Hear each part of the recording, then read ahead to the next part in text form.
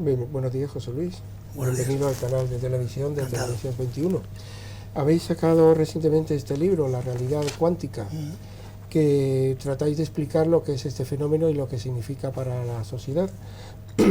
¿Cómo explicaríais llanamente lo que es la física cuántica? Bueno, la física cuántica en principio surgió a principios del siglo XX. Max Planck, un físico muy conocido, fue premio Nobel, y surgió simplemente para explicar propiedades de la luz, de la radiación electromagnética. Después se extendió a los átomos y en realidad la física cuántica, en estricto sentido, es la física del mundo microscópico, es decir, de átomos, moléculas, partículas elementales. Lo que ocurre es que con el transcurso del tiempo se ha visto que este tipo de física también tenía implicaciones a escala macroscópica, a nuestra escala humana. Pero en principio la física cuántica surgió como una idea de intentar explicar los átomos, las moléculas, los núcleos atómicos, que no podía hacer la física llamada clásica, que era la física de entonces, del principio del siglo. ¿Y qué se descubrió en ese mundo subatómico? Bueno, lo más importante y sobre todo fue la estructura del átomo. Eso fue un paso gigantesco que dio un físico danés, también premio Nobel, Niels Bohr, a principios del siglo XX. Pero después las aplicaciones han sido tremendas. Las aplicaciones, desde el punto de vista práctico, digamos, pues quizás las aplicaciones más espectaculares sean, por ejemplo, la teoría de la superconductividad, el hecho de que haya materiales que conducen la corriente eléctrica sin prácticamente resistencia alguna y cuyas aplicaciones tecnológicas son y van a ser en este siglo, digamos, impresionantes. Y ahora lo que más tratamos en el libro, que es en el mundo de la comunicación, en cómo se puede transmitir información utilizando los aspectos, digamos, cuánticos. O sea que vosotros tratáis de explicar lo que es la teoría de la comunicación cuántica. De la teoría de la información cuántica, sí. Porque no es simplemente una prolongación trivial, por decirlo de alguna manera, simplemente tecnológica de la información clásica. Es decir, cuando se habla de información cuántica no tiene nada que ver con el hecho de que en un ordenador normal, clásico, o en cualquier máquina que utilice información, que transmite información clásica, los componentes siguen las leyes de la física cuántica, pero eso no es la información cuántica. La información cuántica es aplicar esas leyes estrictamente, el contenido de esas leyes que van más allá de lo que podemos hablar de la lógica clásica, sino que es una nueva lógica, por decirlo de alguna manera, aplicar esto a un nuevo mundo, que es el mundo de la información, que va más allá de lo que podemos entender como información normal o información clásica. Estás hablando de algunos conceptos de la criptografía cuántica, por ejemplo, de la simulación cuántica. Por ejemplo. ¿Cómo podrías explicar todo esto? Bueno, por ejemplo, lo más espectacular es, o una de las cosas más espectaculares que ya está hecha y que simplemente ahora está en un proceso puramente de desarrollo tecnológico, que es muy importante, por supuesto, pero que las leyes básicas y las implicaciones de las leyes básicas se conocen y están ya implicadas, digamos, incluso ya están en el mercado, y hay compañías que están haciendo estas cosas. Es la criptografía cuántica. La criptografía cuántica se basa en el hecho de que por las propiedades de la mecánica cuántica es imposible descifrar un mensaje que se haya transmitido de esta manera. Cuando se transmite un mensaje clásico, digamos con la información normal, con la teoría normal de la información, ese mensaje en principio se puede descifrar. Puede ser muy difícil. La forma de transmitir mensajes ahora, por ejemplo en Internet, cuando son cosas importantes, o bien transmisión de información entre entidades bancarias, cosas muy importantes, se hacen aplicando una propiedad que es puramente clásica, no tiene nada que ver con la física cuántica, que es el hecho de que si se da un número muy grande, que es el producto de dos números primos, y no se conoce cuáles son estos números, es imposible con los ordenadores actuales, si el número es suficientemente grande, es decir, tiene más de 200 cifras, es imposible factorizar ese número, es decir, encontrar los primos que son los que al multiplicarlos dan lugar a ese número. Eso es imposible. Basándose en eso, se ha creado un protocolo de información que es puramente clásico. Pero ¿qué ocurre con esto? Ocurre que es imposible porque nuestros ordenadores actuales no lo pueden hacer, pero dentro de unos años no sabremos si los ordenadores pueden factorizar ese número. Para evitar esto, desde hace unos años, las empresas, las grandes corporaciones, incluso los estados, están muy interesados en la criptografía cuántica porque, debido a una propiedad de la mecánica cuántica, la propiedad se llama la no clonación cuántica. Es imposible clonar un estado cuántico. Esas son leyes fundamentales. Debido a eso es imposible descifrar un mensaje cuántico. ¿Y qué es un estado cuántico? Un estado cuántico es la forma de describir, digamos, un estado físico, un estado de la naturaleza. Cuando el estado físico es una persona como tú o yo, o como los aparatos que tenemos aquí, este estado cuántico digamos, deriva o es prácticamente igual que el estado normal clásico correspondiente. Es decir, es un sistema que podemos determinarlo dando su peso, dando su posición, dando su velocidad, pero cuando el sistema es microscópico, es decir, cuando es un átomo, es una molécula, no se puede hacer así. Hay que darlo mediante propiedades mucho más abstractas. Eso es lo que llamamos un estado cuántico. Basado en probabilidades. Se basa sobre todo en probabilidades, en el hecho de que en un estado cuántico es imposible, por ejemplo, saber lo que uno pensaría que puede determinarse en un estado normal. Es decir, si uno le dan una partícula normal, una bolita, una bola de billar que va por una mesa de billar, pues uno piensa que puede ser en un momento determinado, si tenemos los aparatos adecuados, podemos saber dónde está la bola y con qué velocidad va. Eso es imposible en un átomo. O sabemos dónde está, o sabemos cómo se mueve. Estás hablando del principio de incertidumbre de Heisenberg. Ese es el principio de Heisenberg. ¿Y qué otras paradojas ofrece la física cuántica? Bueno, la paradoja, desde un punto de vista fundamental, que además se aplica también en la información cuántica, es el hecho de que no hay propiedades objetivas. Es decir, nosotros pensamos que el mundo en que vivimos es un mundo que está determinado, es un mundo en que tiene unas propiedades bien determinadas y que simplemente nosotros pueden ser muy complicadas y no las sabemos. Pero cuando se llega al mundo cuántico, esas propiedades en general no existen. Por ejemplo, no se puede hablar de alguna propiedad del electrón antes de medir ese electrón. Eso es imposible. Hay ciertas propiedades que sí. Por ejemplo, la carga del electrón siempre es la misma y es independiente de que se mida o no, va a ser siempre la misma. Pero sin embargo, otra propiedad que tiene el electrón, que se llama spin, que es muy aplicado en la información cuántica, que es una especie de giro que tiene intrínseco que tiene el electrón, esa propiedad no es una propiedad objetiva. Es decir, no podemos saber cuál es la componente del spin de un electrón. Es decir, si medimos el spin de un electrón, no podemos saber. Antes de medirlo, no tiene sentido. No es que no podamos saberlo, es que no tiene sentido decir cuánto vale. No tiene ningún sentido. Es una propiedad que no es objetiva. ¿Y cómo se puede fabricar productos y cosas con un tal grado de incertidumbre? Bueno, eso es el gran avance, digamos, de los últimos no más de 30 años. Es lo que se llama la microfabricación cuántica. Es decir, por ejemplo, ahora se están haciendo auténticas maravillas con átomos. Se puede conseguir que los electrones de un átomo guiarlos prácticamente. Es decir, se pueden conseguir que no los electrones, digamos, de un átomo de hidrógeno, tienen átomos un poco más complejos, pero se pueden conseguir que estos electrones se muevan más o menos como queramos nosotros. Estadísticamente siempre, porque claro, no, uno a uno es imposible, pero estadísticamente podemos conseguir que los electrones se muevan como queramos y eso nos permite hacer auténticas maravillas tecnológicas.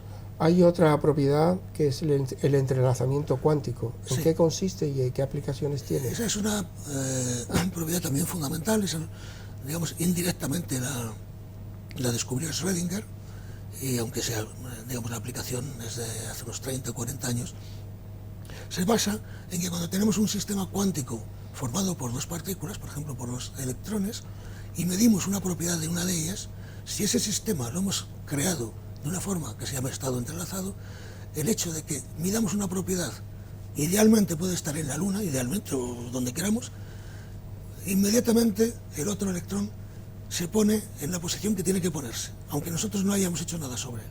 Es decir, que hay una influencia que se transmite, en principio es instantánea, entre una cosa que medimos en un sitio, se propaga instantáneamente.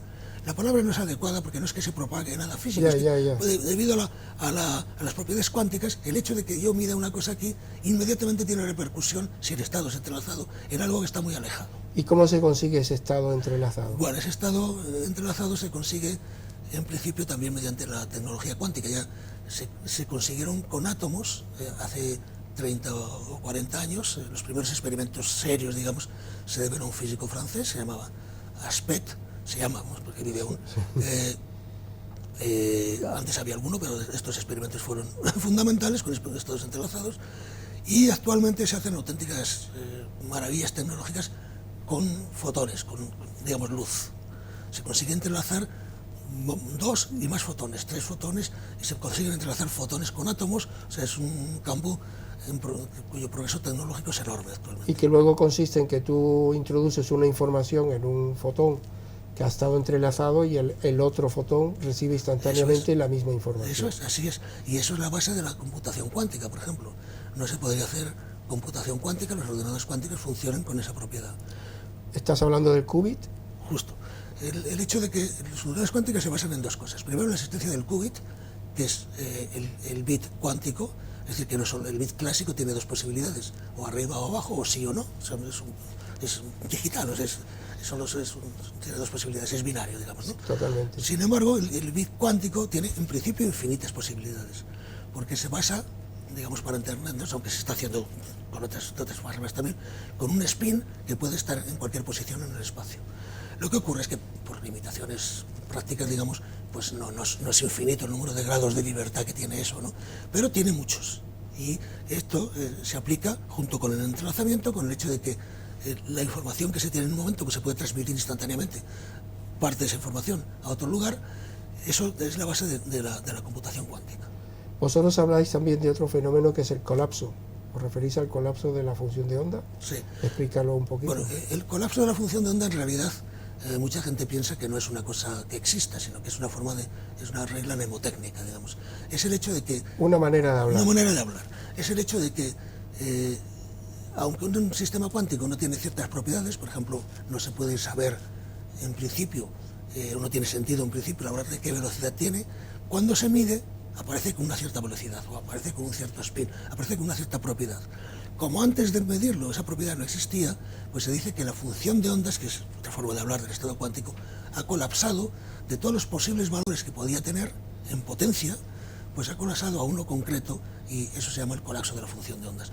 Pero se piensa que ese colapso no es un proceso físico, porque si fuera un proceso físico no lo puede explicar la física cuántica, y se piensa, quizá un poco, de manera un poco optimista, que la física cuántica es la física que describe toda la naturaleza, todas las posibles leyes de la naturaleza, y eso estaría fuera de la naturaleza. ¿Tiene algo que ver el observador en el colapso de la función de onda? Claro, ese es el problema, que no se sabe al menos hacer este colapso o ver qué implicaciones tiene ese colapso si no se postula la existencia de un observador inteligente, que ese observador sea humano o no, pero al menos tiene que ser inteligente, en el sentido de que tiene que saber, y ahí entra el problema serio de la consciencia, tiene que saber que se ha producido ese colapso. El colapso se produce cuando algo es consciente de que se ha producido. Ese algo puede ser perfectamente un ordenador muy elaborado, que ahora no lo conocemos, pero que con el tiempo podría conseguirse. No tiene por qué ser un ser humano, pero tiene que ser algo que sea consciente de que el fenómeno se ha producido. Entonces estamos hablando de que el observador puede jugar un papel importante en la, llamamos, creación de la realidad. De hecho, una escuela muy importante que arranca de personas tan prestigiosas como von Neumann, que fue prácticamente el creador del ordenador clásico, ¿no? Y el inventor de la teoría de los autómatas, y un enorme matemático y un gran físico-matemático, desde luego, pensaban así. Lo que ocurre es que, por supuesto, hay una tendencia, vamos a llamarle materialista, por llamarle de algún modo, pero que tiene raíces científicas muy serias, que piensa que involucrar cosas como la conciencia en las leyes de la naturaleza, que es un tanto peligroso. Y por supuesto puede serlo, claro. Y entonces hay una discusión tremenda, digamos, pero claro, eso tiene ya matices más bien filosóficos. Eso nos lleva al campo, al experimento del gato de Schrödinger, a la paradoja. ¿Cómo lo explicas? Claro, el problema Y es el papel que juega el observador en que el gato esté vivo o muerto. Claro, es que Schrödinger propuso esa paradoja para demostrar que la mecánica cuántica no podía ser la última teoría, porque requería la existencia de un observador, y eso está fuera de las leyes de la física, entonces no podría ser esa teoría. El experimento ideal es muy conocido, es el hecho de que hay un sistema cuántico que es capaz, después de muchos pasos, pues llegar a hacerse clásico. Hacerse clásico quiere decir a manifestarse clásicamente. En este caso es haciendo que un electrón, pues después de varios procesos, pues digamos, percuta, por decirlo de alguna manera, con un mecanismo, y ese mecanismo libere un ácido, el ácido cianhídrico, lo que sea, que mata al gato, ¿no? Entonces, en un principio, cuando se formula la paradoja, el sistema es cuántico y el electrón tiene la posibilidad de percutir o no percutir con la misma probabilidad. Pero no se trata de que tenga esa posibilidad y no la sepamos, no, se trata de que en mecánica cuántica, antes de percutir, no existía eso. O sea, no se puede hablar de ese estado, ¿no? Y entonces, decía eso, ¿y cómo es posible que siempre que miramos vemos un gato vivo o un gato muerto? Lo vemos en una superposición de estados que ni es vivo ni es muerto. Dice, claro, eso lo hacemos porque el observador, en principio, parece ser que es el que mata o resucita, o deja vivir al gato, y eso es imposible. Entonces, es que la mecánica cuántica no está bien. Podemos decir que de la física cuántica se desprende que el determinismo no tiene una base científica.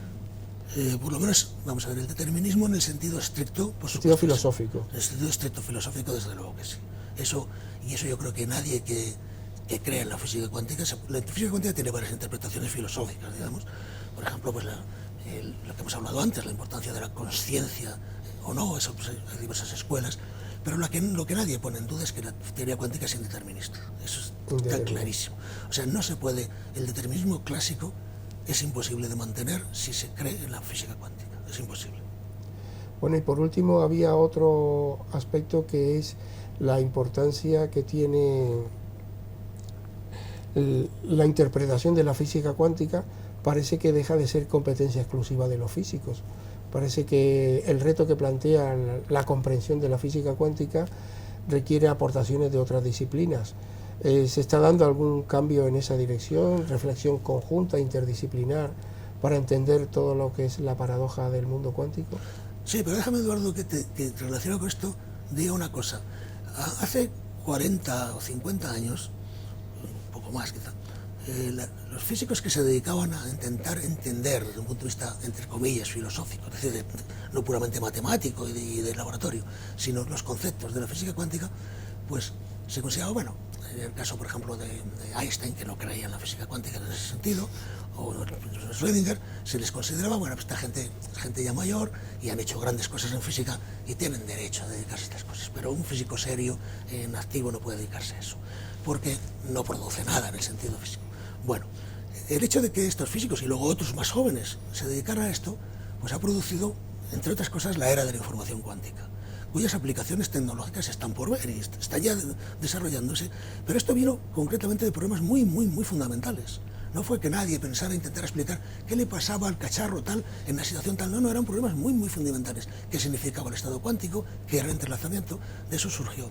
Entonces, a lo que preguntas, efectivamente, el hecho de que no entendamos bien la mecánica cuántica, no ya desde el punto de vista matemático, que tiene muchos problemas, sobre todo cuando se une con la relatividad, el hecho de que no la entendamos desde un punto de vista, digamos, de ideas, filosófico, pues es muy importante, no ya solo filosóficamente, sino físicamente. Por ejemplo, en una cosa que está en el borde ya del conocimiento, que es entender lo que es la gravedad. Parece que es una tontería, y ahora pues todo el mundo sabe lo que es la gravedad de Newton. No, pues la gravedad es la fuerza más misteriosa que existe.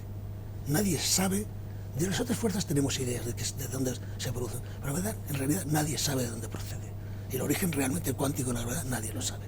Y entonces, para entender ese problema, eso es lo que ha dado lugar a ideas y teorías que todos de oídas, digamos, todos conocemos, las supercuerdas, el hecho de que la existencia de propiedades cuánticas de los agujeros negros, cosas de estas. Todo esto tiene que ver con la teoría cuántica de la gravedad.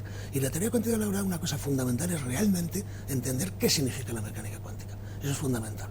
Y en eso, pues, hay una concomitancia entre físicos, bueno, físicos que les interesa la parte fundamental de la física, y filósofos, auténticos filósofos que les interesa la filosofía de la ciencia.